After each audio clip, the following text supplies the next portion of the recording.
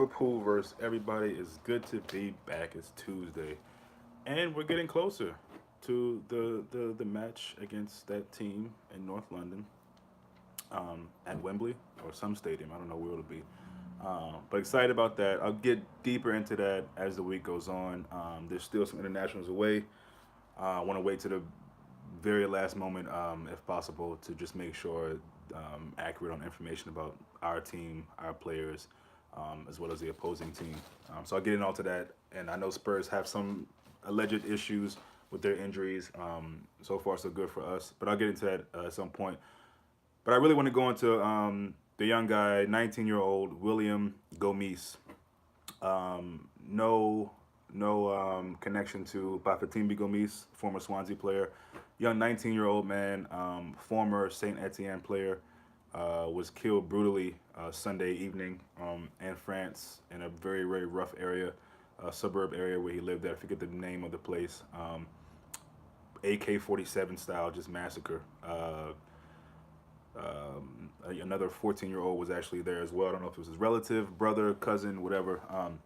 But just a sad day, football in general. I know his roots are Senegalese. I don't know if he was representing Senegal or France. It's a random Senegalese name. Yeah, no, I was just saying that, because when I first saw it, I was wondering if he was related to Bafétimbi, but I saw that he wasn't, so I was just putting it up there for context. But yeah, it's just sad. Sad. What's up, Mame? Allegedly, it was some kind of drug revenge situation, and I don't know if he was caught in a crossfire. But then again, I read that his family had been different family members had been targeted days before. So just an ugly situation, really bad. So my condolences go out to his family and loved ones, teammates, things of that nature. So I wanted to start with that. Moving on, pass percentage. I want to know if you guys think that it's an overrated stat. There's a big hoopla about what Genie did against France. And there's a lot of different interesting storylines in that game between Netherlands and France. But do you all think passing percentage is an overrated stat? Is it relevant? Is it something that is worth talking about in a game when you have a midfield player specifically who has 100% passing? I've gone back and forth. Obviously, it depends on how many passes the player had. I can't remember how many it said. I had the stats on my phone, but I can't remember what it was. In a game versus France, I think it definitely isn't the worst thing. And just based on the team you're playing. If they were playing, Cyprus or something like that, I don't know if they'd be that much hoopla about it. They were playing France. They are the World Cup champions. So it's probably good. We have games where we want to see players hold the ball, don't give it away, recycle play, make clean passes. And although we play in a style where we are able to counter press as soon as we lose the ball, which I love, there are lots of times in games where I feel like we give the ball away too many times. If you think about the first four games, you probably have a lot of examples of that. So, again, for me, it was good to see Genie still doing well and taking what he's been doing with Liverpool and actually transforming that internationally with his country. I think that's a good thing. It's about time that the Dutch squad shows that they are still a force in world football. It's really sad that the kind of dive that country has taken football wise. I know they lost to France, but I think in the next coming years, maybe you can see the Dutch squad improving a bit more. The interesting notes for me were, and certain players in that game, obviously Mbappe, Virgil van Dijk, of course Genie will be playing. There are different little storylines, and apparently I didn't see the game, but Virgil van Dijk apparently had a really good game against Mbappe, or in general. I know Mbappe got a score. I don't know how he scored his goal. I don't know if it was a tap in or what it was, but allegedly VVD had a really good game against Mbappe. So nice little tune-up. Some familiar players. They'll be seeing each other very, very soon here with this serious run of fixtures that we have. But I'm happy for Genie. I'm happy for Genie for breaking that record. I think the first Dutch player to get 100% passing in a game. So I'm not sure he played the full 90 minutes or what. But either way, on merit, that's a good thing. If you're completing 100% of your passes, that's probably a good thing, especially when you think about a team like France who probably have the tendency at times to press you, to put pressure on midfielders, and force you to make quick decisions. So If that was the case, again, I didn't see the game, but if that was the case, then well in for Genie. It may continue for Liverpool. This is a short video, guys. I don't have much to say, just some things that are on my mind. I want to talk about this Spurs cheating thing. So allegedly, Spurs are cheating because they're trying to keep the English internationals for that team as safe as possible to be ready for Liverpool. I don't see how that's cheating. Is Brazil cheating by keeping back our Brazilian guys in this? And I don't know, they play today or tomorrow, or whatever. Listen, at the end of the day, the teams have to play. You know, allegedly, apparently, Hugo Lloris has got an injury. Dele Alli has something. At the end of the day, the teams are going to meet. Both teams may have some injuries, some not. Maybe the teams won't. I really don't care about the alleged cheating and all that.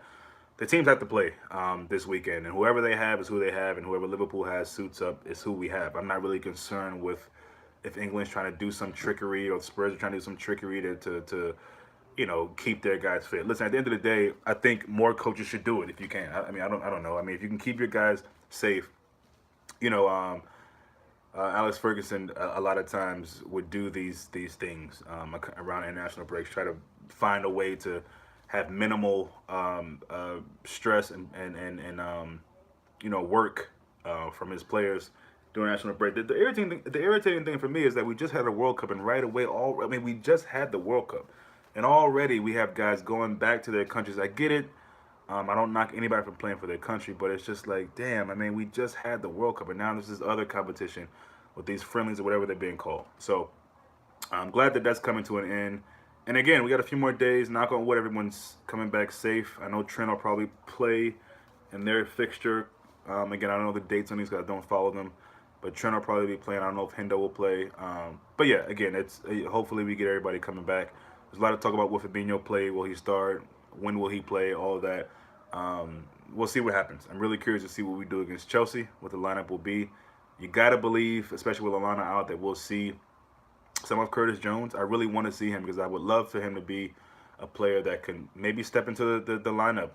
Maybe not starting, maybe step into the team on a match day in the Premier League. I really think this guy is chomping at the bit. So, again, that's a competition where, young guys or just guys on the fringes, Origi, Solanke, can really show something. And I hope for their sake, for their career, that they do.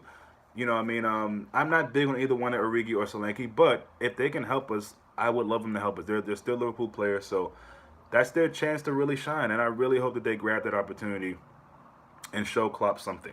You know what I mean? Because Klopp would want to know what he may or may not have as far as relief for Firmino, because we know Firmino is going to be taxed this whole season. We know it.